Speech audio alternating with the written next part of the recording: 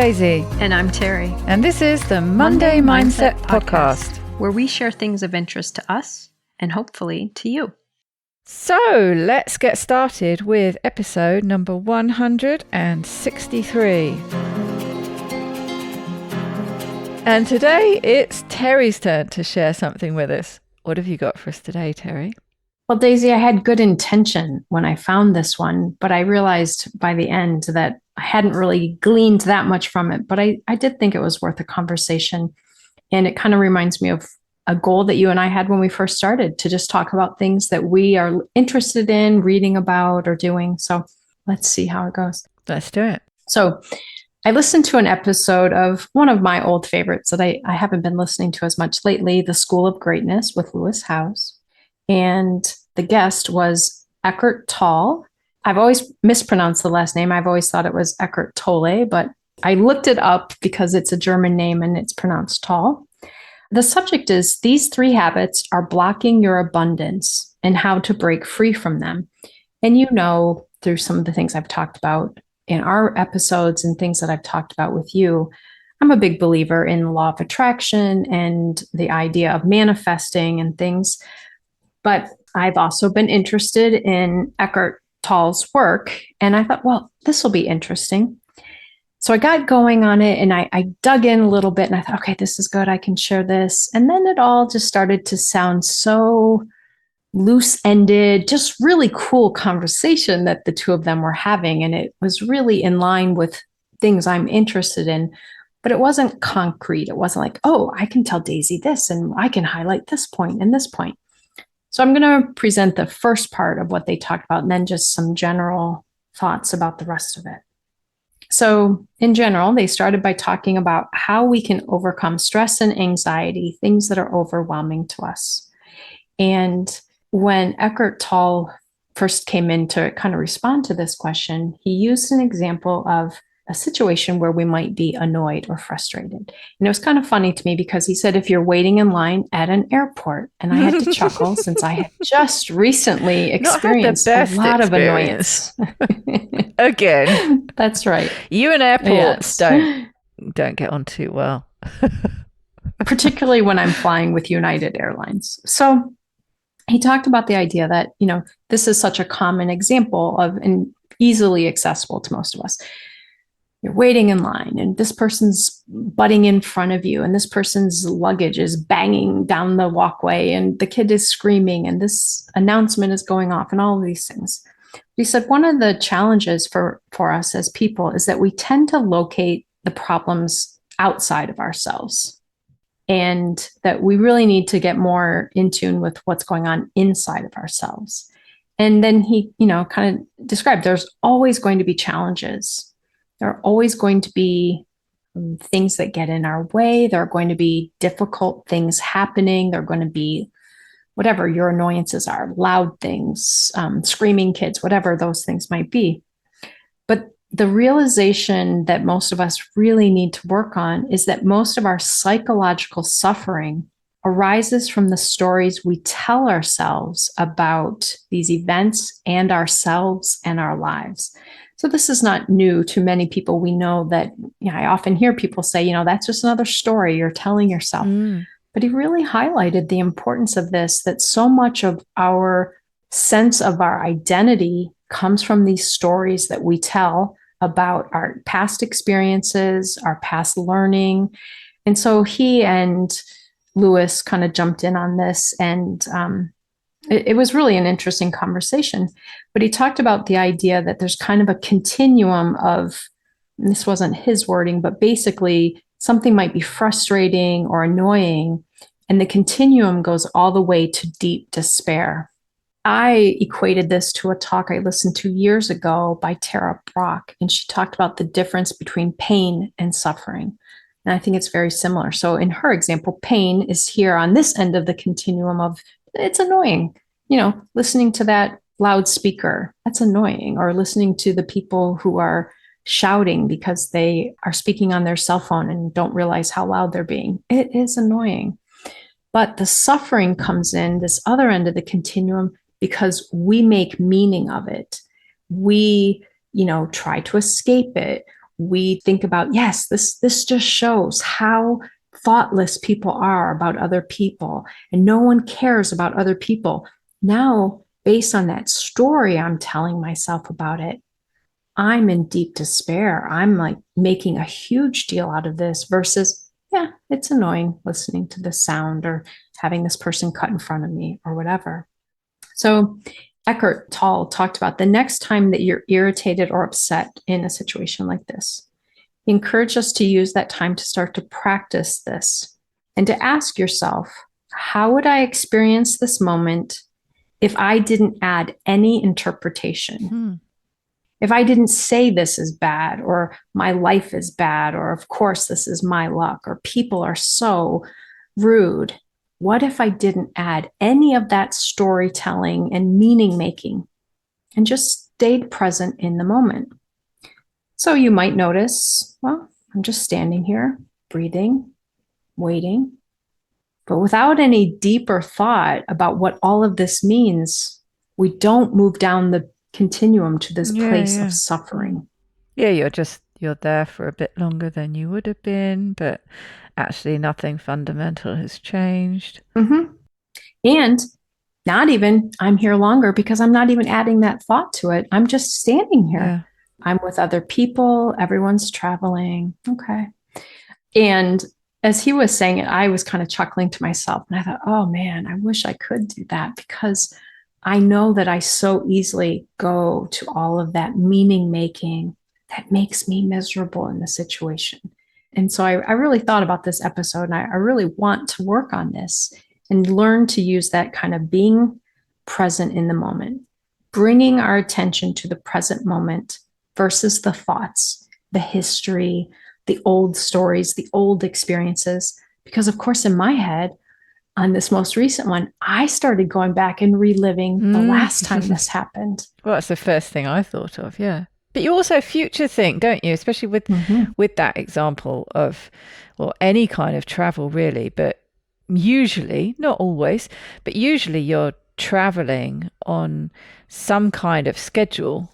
So it's really hard not to add that layer of meaning and add that layer of stress to the, this delay maybe that you're experiencing, because that's going to mean you miss a connection, or you get where you're going late, or you're going to miss this, or so how it's really difficult not to bring those stories in, let alone, like you say, past experience. Oh, this always happens to me, and really hard. So for those of you who don't know a reference that Daisy and I've made, I had a really horrible travel experience, as I'm sure everyone has had. I had this in 2019, and we were actually going to meet up on this travel occasion, and I could not get out of the airport. And you missed part of the socializing that we were doing, that we were all supposed to be doing together, and you weren't a part of that. Right. But again, if I really could be in the moment, I'm breathing, I had food, I'm safe. I didn't have to make any other meaning of it than that. But of course, at that incident, I'm like, oh, I'm not going to get to see Daisy and Kim. I'm not going to get to ride with them. And then we're not going to go here. And it was like it was the worst thing possible. And the reality is, I did get there the next day. I did sleep in the airport. I did have a bit of an emotional meltdown, and I did scream at one airport employee, but I did get there and everything was fine. The trip was great. But it's that in the moment frustration and all of the meaning making and the experiences that I brought up that made it even harder. So rewind to last week, when I once again was sitting in an airport having some difficulty with a particular airline because we couldn't find the pilot. We were all on the plane and there was no pilot. It's a little bit concerning. There's no pilot to be found. And of course, my mind goes to all the possible bad things, because first of all, the person who told us this shouldn't have been telling us this, but they said, oh, we're sorry, everyone. We have a brief pause here because we don't know where our captain is. No one wants to hear that while we're all sitting on the plane, ready to take off. And then they said, he was in the plane right next to us. He pulled up right next to us and got off the plane and was seen walking into the airport. But now we can't locate him. So of course my mind goes to, he's in a bar.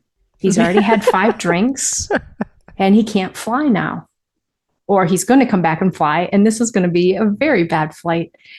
And it went on for a while. It was already a delayed flight. So it was much later than we had hoped. And by now it's 9:00 at night and we don't have a captain. And I knew that this airline and some others had had some major problems because of some weather going on the East Coast earlier that day and earlier that week. And I thought, well, the likelihood of them finding a new captain at 9:00 at night is pretty much zilch. But again, I started making negative meaning of that. Now we're not going to get there. We're not going to go stay at our friend's house tonight, blah, da, da, da, da. Versus, okay, fortunately, I don't live that far from the airport. We can leave the airport, can go home, and we can get on a flight again tomorrow. Like, again, just if I could have stayed just in that present moment and not gone into all that other thinking, I would have been much more comfortable. But it was hard in that moment to not do that. Fast forward for anyone who didn't already know the story. We found the captain, and I guess he had not been in the bar. So we did take off eventually and got there. And then the problems of travel continued once we got to the airport after midnight. But that's for another time. So Eckart Tolle then talked about this kind of concept that he's talking about really dates back to an ancient philosopher back 2,000 years ago. And at that time, as a Greek philosopher, and he said, your suffering is derived from what your mind is telling you about a situation, but not from the situation itself. So clearly, again, if we can work on not letting our mind tell us certain things about the situation, we don't have to suffer. We don't have to be in that place of suffering. So he, again, kind of says this in some other ways, that suffering really is caused by the internal narrative, not by the external circumstance about how it should be, how it isn't, what's wrong. So he again encouraged, when you're experiencing these negative things happening, to recognize what your mind is saying. What story are you telling yourself about your luck, this situation, how it should go, how it will turn out disastrously, like you said, the predicting of the future. How is this going to be just as bad as the last time or worse? And, I slept on a bench in an airport last time. Am I going to do that again? So then he went in to talk a little bit more about kind of why this happens for us, and that a lot of us carry a narrative about ourselves, like that we are a burden, or life is a burden, or that negative things always happen to us, as you mentioned, Daisy, or, this is just unfair how life unfolds. Then he started talking about the self, and really for most of us, this is about how our mind has made sense of ourself. Ultimately, it's a kind of fiction that you lived through, that we're creating this. It's not a set thing. So he talked about learning to be more able to access awareness, or what he refers to as presence, the ability to know what your mind is doing and detach from it. So rewind, I'd like to go back to this airport and try and detach from this and try and just be in that present sense of awareness. He then talked about our sense of identity is kind of an accumulation of these stories. But when awareness arises, your sense of identity shifts from being based on stories in your mind versus moving more toward your actual essence. Now, this is where it starts to get a little deeper for me, and I have not read much of his work, so I would have to go back more into that. But he said, thinking is creative and it's a powerful tool. But if we let the stream of thinking define us, we are often held back or limited by it. So it's not that we're ever going to just stop thinking altogether. We need to be able to do that. But to be able to catch ourselves when our thinking isn't serving us, and to be able to tap back into that present awareness. He talked about 3 different types of identity. I think he was describing them as form, kind of the mental image of our body; psychological identity, which is made up of our experiences and our history, our stories; and then essence identity, which is really about consciousness. And it's really about being experienced, not trying to understand it. In this state, the mind becomes still. We're not thinking or interpreting anything. And it's really being in that place of who you are without the story. So this was the first part of the episode. And again, if you go back to the title, this is 3 habits that are blocking your abundance and how to break free from them. We hadn't even gotten there yet, but I was already pretty intrigued by this. So the rest of the dialogue really was about abundance. And Lewis Howes is someone who's pretty big on the abundance and law of attraction piece. So he asked Eckart Tolle to talk a little bit about why do many of us struggle with the law of attraction, and how do we interfere with abundance? One of the things he talked about is, and anyone I listen to that talks about the law of attraction or abundance talks about this, we can't attract what we want when we're focused on what we are lacking. Mm-hmm. So if it is that I want more money, I can't focus on I don't have money. And I know I have struggled with this thought process, thinking about this and trying to understand it. I'm like, well, but if I want money, it means I don't have enough. Isn't that already obvious? I was going to say, yeah, easier said than done. But it's the way we think about it and the way we talk about it. And one of the things they said, again, I've heard many other people say this, but I really liked the way they described it, is the idea. And they actually pulled something from a reference to God and the Bible, which is not something I have a ton of direct knowledge of. I did grow up in a church as a kid, but I did not read the Bible. And so I don't have all those stories in my repertoire. But that basically there was a teaching in the Bible that if you want something, the best thing to do is to act as though you already have it. And then it comes. So they talked about this just in the whole law of attraction, that it's about living as if you've already experienced it. And this is where so many of us struggle. Like, well, wait, if I don't have the money, I can't live like I have the money. And he said, that's true, but you can get into that feeling state of that it feels safe, it feels freeing, it feels exciting, whatever that positive feeling state of that thing that you want to manifest already being true. That's what it means to live as if. Yeah, I can't go out spending money I don't have, pretending it'll just fill in. But to live in that place and be in that place of awareness of how it feels. And that's what allows it to be attracted in and everything.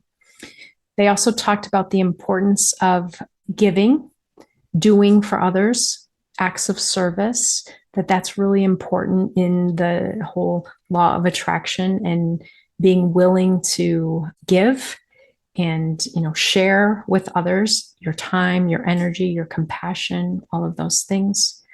And then another big topic that they talked about was that both of them have a pretty strong belief that if what we are wanting to manifest is done so for, as Eckart Tolle would say, egoic desire, like I want a race car because then everyone's going to think I'm really impressive. We're going to have a hard time manifesting that. And then they each shared examples. They're very popular.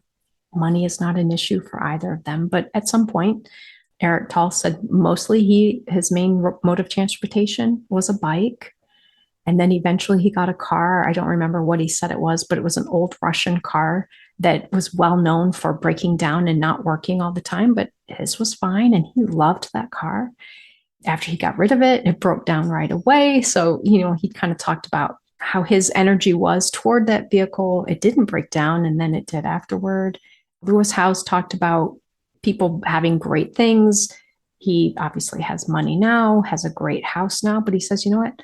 I have had wonderful surroundings and peaceful surroundings when I've been in a small 2-bedroom apartment as well. And so he talked about, yes, if I lost my home now, something tragic happened, I would feel that, but I would know that it wasn't the thing that was making my life pleasant or good. And so they just talked a lot about the ego getting in the way of manifesting what we want. Yeah, it's not just about manifesting, I want to win £1 million. Yeah. and it's going to come to you. It's not quite as simple as that. Absolutely. And I know when I first started listening to things about law of attraction, I would just roll my eyes. I'm like, oh, that's so stupid. I mean, if I say I want $1 million and I go look in my bank account, it isn't there. But I really liked their conversation around this. And again, I know you and I have talked some about it, and I don't have a lot of concrete things from this episode, just, a lot of thoughts and things from it. But just wanted to share with you some thoughts about how we can work on being more present, getting rid of processing everything through our old stories. That can help relieve a lot of our suffering, our discomfort in the moment. And then to think about how we approach this concept of what are we attracting into our lives. I really like their discussion of it. And, I'm always big on this topic, but the living as if it's already true. And I've been sharing that lately with some clients that I work with who are working really hard on their health journey and their weight loss journey. But in their mind, what they're picturing is where they are now and how frustrated they are with where they are now. So that is trying to manifest something, make something happening with that place of lack or current state versus I've been encouraging, and I know I probably sound a little hokey to some of these people, but to start imagining what will it feel like when you're at that place where you want to be in your health or in your weight journey. How will it feel? What will it feel like to walk around? What will it feel like to go into a place and sit down? What will it feel like looking down at your body? And, not just what will you see, but what will it feel like? So that idea of living as if it's already here. Well, I think there's always this one of those memes that pops up from time to time in one form or another.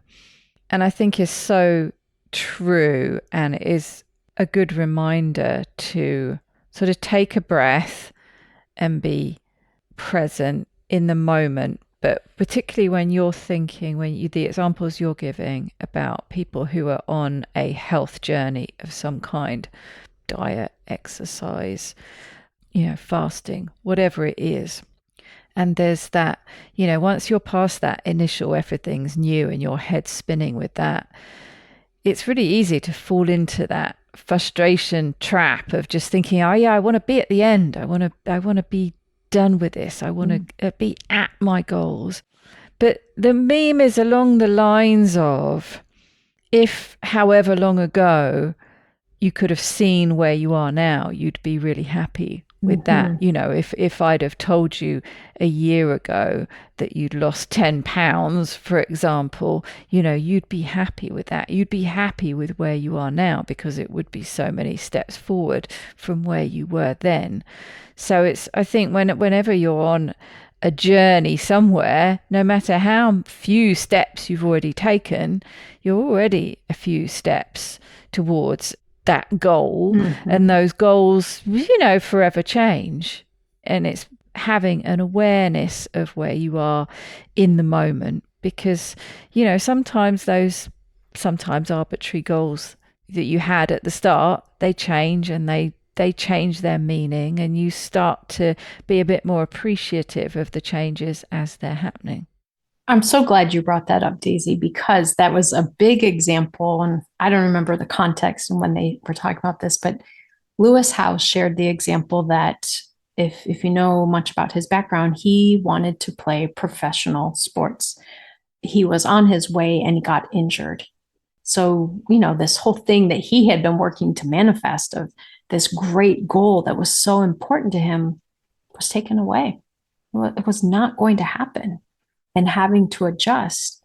And it's so interesting listening to someone like him say this, where now what is he doing? He's reaching hundreds of thousands of lives on a regular basis. He is impacting people and so much more, but partly because he didn't achieve that goal. But in that moment, he didn't know that. And, it's hard not to get stuck in the loss and the grief. And again, the telling of the stories, like, I've worked so hard for this. It's so unfair that I can't do it. And Now I have nothing to work for. Yeah. And all that time was wasted. yeah. And look at him now. Mm. And so to me, it's just such a great example of, obviously, we're going to experience those challenges. We're going to experience setbacks. But oftentimes the thing we're working toward isn't the ultimate thing that we get to. Mm. But aiming toward it helps us to realize other goals or grow and change in other ways. And so I like the way you said that, of just, that oftentimes the things we initially want aren't what we ultimately come to, but they help us get there. And it's hard, I think, sometimes to not let ourselves stop in that journey and be blocked by, it didn't happen. This is so unfair. There's no point now. Instead of really seeing, this is part of it. This is part of what I needed to experience to get to that next place. And I think both you and I have life examples of that. I never 20 years ago would imagine this is what I would be doing at this point. Podcast, the coaching work that I do, I would have never even understood that this was available, let alone something I would be doing. I definitely thought I was going to retire as a psychologist. At one point, I thought I was going to retire as a middle school teacher. Like, that's how I envisioned my life was going to be. And it's changed so much. So it's really an interesting episode. If anyone is interested in this type of thinking, to dive back in and see what you get from it. Yeah, it does sound very interesting. I really like what you were saying about this pain, suffering spectrum, and the other quote that you brought up about suffering is what your mind is telling you about the situation rather than the situation itself. It's more about the internal dialogue than the external things that are happening. I really like that difference between, pain and suffering. The suffering is kind of, in a way, what you inflict on yourself, built out of that pain. And I suppose it also explains why you can have different people who experience I know not everybody does experience the same pain. We all have different, if you're talking about literal physical pain, we have different pain thresholds and all the rest of it. But it explains how two different people can experience a very, very similar situation or a very, very similar pain, and their suffering is very, very different. I think grief loss is like that. You could take people who had a similar loss, a death of a loved one or something, very similar pattern, but completely different experience of it. And I'll go into a little more detail about the way Tara Brach talked about it in this talk that I listened to years ago. She is a Buddhist psychologist, so I like a lot of what she says. She talked about the difference between pain and suffering, and she said, pain is inevitable. We will all experience pain. And so, when sometimes people are like, well, how can you expect me to be okay when I just lost my partner or when my child just died? Like, I totally get it. Those are not happy times. And I'm not trying to just encourage people, well, just think positively and it'll be fine. That's totally not what I mean with this. She said, pain is inevitable. We all are going to experience physical pain, emotional pain, all kinds of pain. But suffering is a choice in some way, but usually it's an unconscious choice. She goes through this example of childbirth, and I've not had a baby, but I liked her description of this. She said when she had her first child, they told her, you're just going to breathe through the pain. She just looked at them like, yeah, right. Okay. So the contraction started, and she tried everything she could do to not experience that pain. She tried to move. She tried to do all this stuff to avoid the pain. And she suffered more. The pain was worse. And then she finally did what they had instructed her to do and really did the breathing.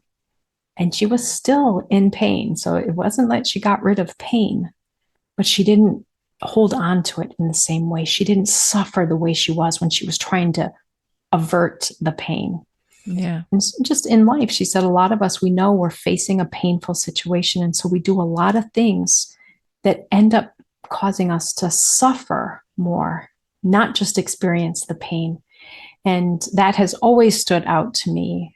And I think, something that many of us could probably work on from now until the end of our lives and still keep improving it, but acknowledging, accepting pain, accepting disappointment, accepting the hardships that happen, the challenges that are in our midst, but not telling stories to ourselves that try to make us escape it and actually create more suffering.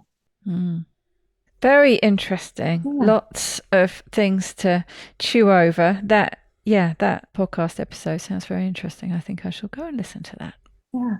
And I think even for people who aren't super into the law of attraction, it's not I don't think it's a really woo-woo conversation that they're having. I mean, these are two pretty practical people still.